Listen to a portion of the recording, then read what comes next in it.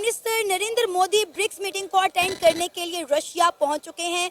जैसे इंडिया के prime minister Narendra Modi Russia पहुंचे, उनका हमेशा की तरह बड़ा ही वार्म वेलकम किया गया। पुतिन ने जब इंडिया के प्राइम मिनिस्टर नरेंद्र मोदी को देखा तो देखते ही गले लगा लिया। सोशल मीडिया पर इंडिया के प्राइम मिनिस्टर नरेंद्र मोदी और पुतिन की वीडियो और तस्वीरें बहुत ज़्यादा वायरल हो रही हैं। इस वक्त 10 बड़ी इकॉनमीज रशिया के अंदर बैठी हुई हैं ब्रिक्स को अटेंड करने के लिए, लेकिन पाकिस्तान इसका पार्ट नहीं है। इसी के साथ साथ मैं आपको बताती चली जाऊं कि ब्रिक्स प्लस को बनाने के लिए बातचीत चल रही है। चाइना और रशिया चाह रहे हैं कि इंडिया के ताउन के साथ, इंडिया के सपोर्ट के साथ ब्रिक्स प्लस बनाया जाए और 30 से 35 ममालिक ऐसे हैं जो इसका हिस्सा बनना चाहते हैं, लेकिन पाकिस्तान इनमें कहीं नज़र नहीं आ रहा, क्योंकि पाकिस्तान ने पहले भी ब्रिक्स के लिए अप्लाई किया हुआ है, लेकिन इंडिया ने पाकिस्तान को अलाउ नहीं किया। लोग ठीक होंगे। दोस्तों, पाकिस्तान की कोई रिप्रेजेंटेशन नहीं है ब्रिक्स में। देखिए, दुनिया के 36 ममालिक जो हैं वो वहाँ पे पहुंचे हुए हैं। 36 लीडर्स आप कह सकते हैं, 36 ममालिक वहाँ पे पहुंचे हुए हैं। But the question remains, Pakistan ने तो अप्लाई किया था, ठीक है, तो पाकिस्तान को they could have invited as an applicant कि जिन्होंने अप्लाई किया वो वेलकम देम।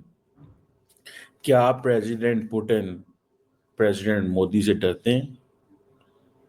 क्या उनको ये खौफ है, ये डर है कि कहीं मोदी ना नाराज हो जाए? बिकॉज सारी बात है, for Russia important actor is Modi, not Shahbaz Sharif. ऐसा कोई सोना तो है नहीं नरेंद्र मोदी कि जो पुतिन उसको गले लगा ले। तो ना तो माधुरी दीक्षित वहां आई, ना काजोल आई, ना तो ऐश्वर्या राय आई। बात क्या है उसमें? बात यही है कि वो अपने मुल्क को स्टैंड कर रहा है, अपने मुल्क के साथ ऑनेस्ट है। वो जानते हैं दूसरी कंट्रीज वाले, जहां भी आप किसी मुल्क के भी साथ जाते हैं, ये जो इंटेलिजेंट एजेंसी होती है ना हमारे मुल्क के अलावा, ये तो हमारे हमको उठाने का काम करती है। इसके अलावा जो भी एजेंसीज होती है ना, वो उस मुल्क के वजीर आजम को उनको बैकग्राउंड चेक करती है कि इसका पैसा किधर पड़ा हुआ है, इसका इंटरेस्ट किधर है, अपनी कंट्री के साथ इसका इंटरेस्ट है कि नहीं है। एक बहुत बड़ी मीटिंग जो है वो हुई है, और वो हुई है प्रेसिडेंट शी जिनपिंग और प्राइम मिनिस्टर मोदी के बीच में। 5 साल लगे 50 मिनट की इस मीटिंग को। 5 साल लगे। फॉर्मल मीटिंग है ना, वैसे तो साइड लाइंस पे खलोते खलोते इधरों आए उधरों आए, क्या हाल है थोड़ा, क्या हाल है मेरा, क्या हाल है, that was going on for long. Even in G20 में आपको पता है बाली में मुलाकात हुई, और भी मुख्तलिफ फोरम्स पे हुई होगी, कहीं ना कहीं पे सेंट्रल एशिया में हुई होगी फॉर द SCO और the BRICS and so on and so forth. लेकिन द क्वेश्चन वाज कि ये जो कजान में मीटिंग हुई है, ये समझ लें कि दिस इज कॉल्ड डिप्लोमेटिक था, ठीक है जी। दोनों मुल्कों के जो लीडरशिप है वो एक प्रॉपरली उनकी मुलाकात हुई।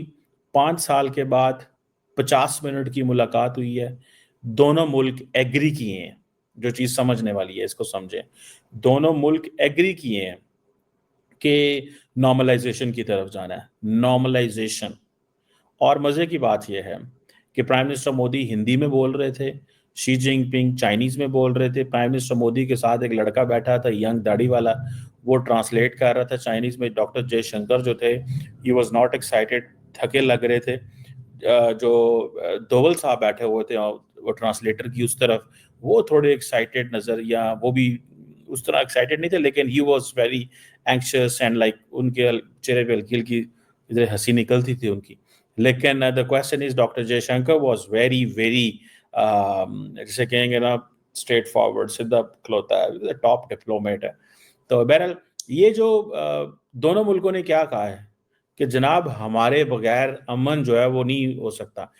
Piece is required for the bilaterals and peace is required for for the people of the region and for the people of the world, for global peace. So India ये समझता है कि हमें इस चीज़ों में नहीं जाना। We need global peace. हम ग्लोबल पीस की बात करते हैं, और ग्लोबल पीस के लिए जो चीज़ इंपॉर्टेंट है वो क्या है? ग्लोबल पीस के लिए चीज़ इंपॉर्टेंट है कि हम आपस में एक दूसरे के साथ बात करें। अगर हमने बात ना की तो then it is going to be a problematic thing. So वो बात करना चाहते हैं। मैं समझता हूँ कि ये आज की जो ऑप्टिक्स हैं, this comes from India's serious diplomacy, patience. They have shown patience diplomacy in diplomacy, और जिसे कहते हैं ना कि वो लफ्ज तो इतने बड़े नहीं हैं, लेकिन वही बात की है जी, for the peace and tranquillity on the border, so and so forth, मतलब इस तरह के जो अल्फाज जो हैं। और सबसे बढ़ के बात जो they have spoken on strategic communication. We have to keep our doors, we have to keep channels of strategic communication open. Channel जो है, और इससे देखिए स्ट्रेटेजिक कम्युनिकेशन जो होती है ना, it means we have to talk on everything, and we have to talk at the bigger platforms, and we have to talk at the president level or the chief executive level, and needs to come down. So we have to talk on everything. Against anyone. Indian Prime Minister Narendra Modi said a very good phrase. He said recently that BRICS is not anti-Western, it's just non-Western.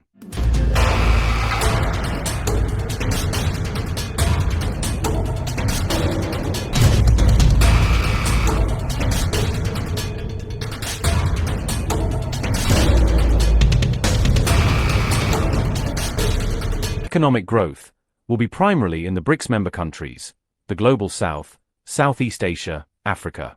Positive growth will be in such powerful countries as China, India, Russia, and Saudi Arabia. But the outperforming growth will be in Southeast Asia and Africa. Of course, when there are new players, new participants, full-fledged members of any international organization, they bring something of their own. BRICS, as my colleagues, partners, and friends have said many times,